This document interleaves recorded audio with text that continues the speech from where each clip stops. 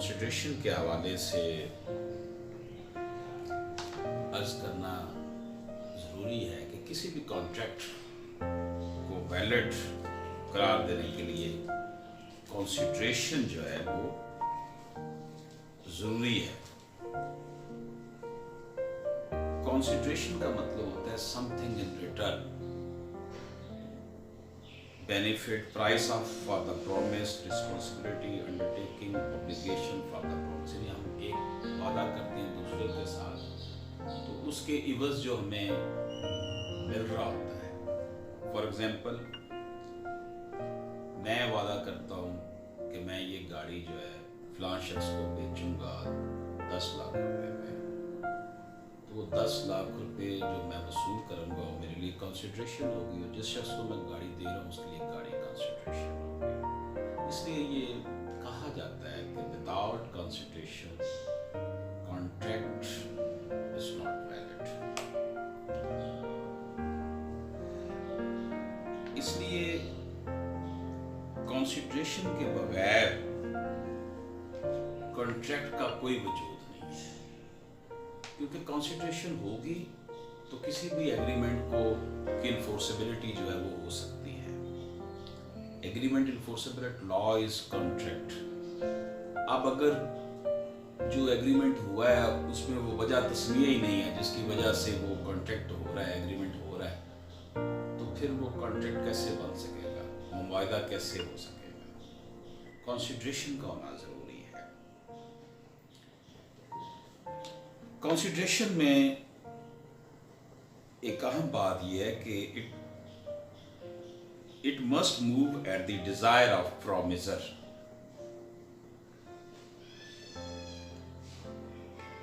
अब क्या है जनाब, in order to constitute a legal consideration the act forming the consideration for the promise must be done at the desire or request of the promiser.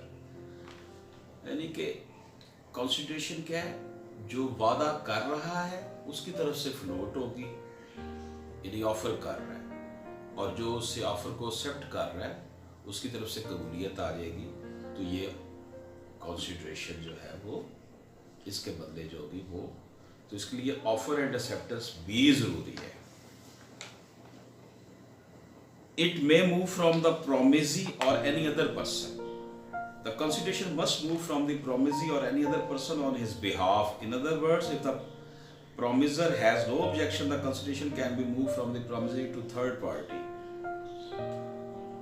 कि Ali gifted his property to his daughter Rabia on the condition that she would pay a certain amount annually to Ali's brother Salam. Rabia promised with his uncle Salam to pay the amount, but Rabia refused to pay. Salam sued. Held Salam could recover the amount as the consideration on his behalf had moved from his brother Ali. यानी कि उसने कुछ अली ने gift किया अपनी बेटी राबिया को, और उसमें कंडीशन ये रखी कि इसमें से कुछ तुम मेरे भाई को भी दोगे। राबिया ने नहीं दिया तो उसका जो भाई है वो उसके ऊपर सू कर सकता है, केस कर सकता है, क्योंकि जो कंसिडरेशन थी उसमें मुझे भी हकदार करार दिया गया था। तो ये जिसके साथ वादा किया गया होता है उसको ये कहा जा सकता है कि इसमें से फिलहाल कंसिडरेशन का कुछ हिस्सा तुम दूसरे को भी दोगे, तब ये वैलिड होगा हमारी कंसिडरेशन का कॉन्ट्रैक्ट। इसमें अहम पॉइंट एक ये भी है कि consideration must be real. It is necessary that consideration must be real and competent. Where consideration is physically impossible, illegal, uncertain और unreal, it is not real and therefore shall not be valid consideration. यानी कि promise to do something which is physically impossible. A promise to put life in B's dead brother on B's promise to pay him 1 lakh. अब ये एक बंदा कहता है कि मैं अपनी ज़िंदगी मेरे भाई को अपनी ज़िंदगी दे दो, वो मुर्दा है वो जिंदा हो जाएगा, तो ये कॉन्ट्रैक्ट, ये कंसिडरेशन वाला फेज नहीं है। लीगली इम्पॉसिबल, अगर कंसिडरेशन जो है वो इम्पॉसिबल हो कानूनी तौर पर, तो फिर भी वो वैलिड नहीं होगा। मसलन एक शख्स कहता है कि जी तुम फलां शख्स को मारो, मैं तुम्हें इतने पैसे दे दूँ, तो ये इलीगल बात है। अब इलीगल में जितने मर्जी आप पैसे दे देंगे तो वो वैलिड कॉन्स्टिट्यूशन वाला कॉन्सेप्ट यहाँ पे नहीं आएगा।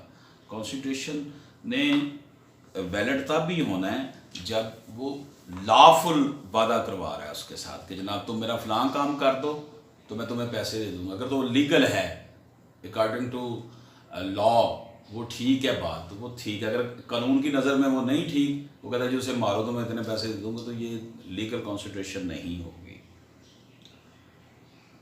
इसी तरह अनसर्टन कॉन्स्टिट्यूशन है कि constitution is unreal if it consist of a promise to perform a duty which a person is already responsible to perform under law.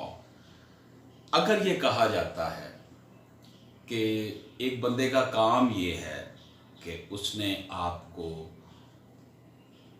एक ड्यूटी उसके ज़िम्मे सौंप दी गई है, उसने वो ड्यूटी करनी ही करनी है, तो आप उसको कहते हैं कि मैं तुम्हें इतने पैसे दूंगा, ये काम करो, लेकिन ये तो उसके फ़र्ज़ में शामिल है, वो उसकी सैलरी लेता है, तो उसको अगर आप पैसे देंगे तो वो दुरुस्त नहीं होगा, क्योंकि वो ऑलरेडी अपने जो उसने सर्विसेज दी हैं उसका वो बेनिफिट उठा चुका है।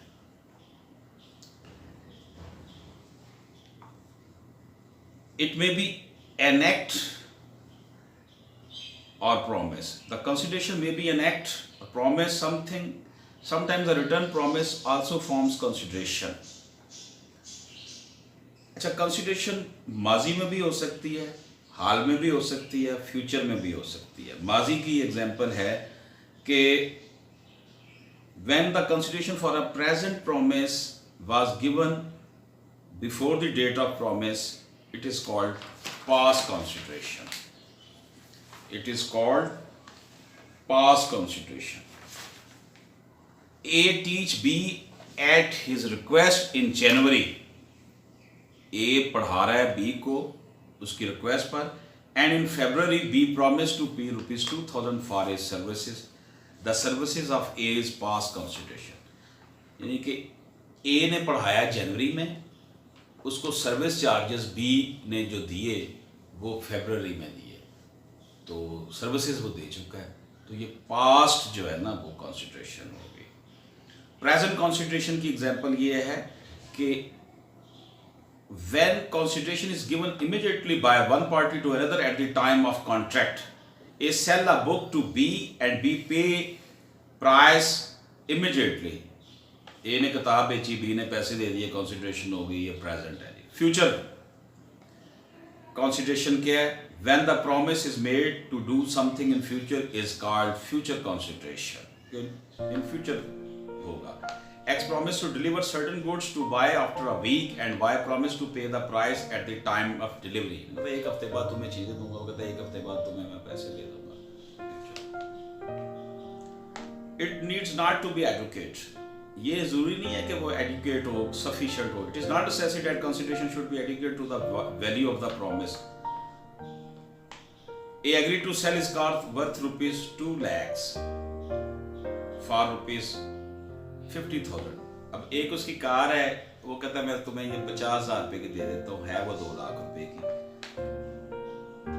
और वो फ्री कॉन्सेंट के साथ कर रहा है, उसके ऊपर कोई दबाव नहीं है, तो ये वैलिड कंसिडरेशन समझी जाएगी।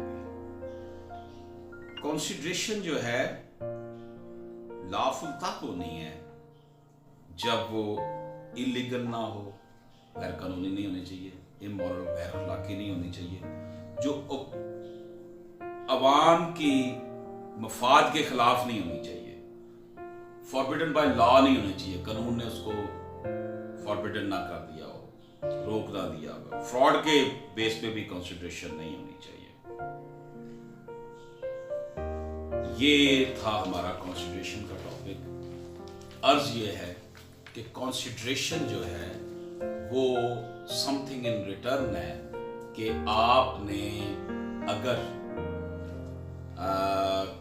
कोई भी आपस में लेन देन कर रहे हैं, मैंने कुछ दिया है और उसके बदले कोई चीज़ भी ली है, सर्विसेज ली है, पैसे लिए हैं, तो वो कंसिडरेशन है। कंसिडरेशन जो है वो अहम एलिमेंट है कॉन्ट्रैक्ट के लिए।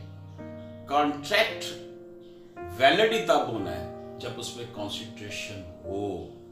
इसीलिए कहा जाता है an agreement without consideration is not a contract. Contract without consideration is void. Agreement enforceable at law is a contract. तो agreement enforceable at law कब होना है? जब उसमें कोई consideration हो और उसके ऊपर अमल दरामद कानूनी तौर पर करवाया जा सकता है।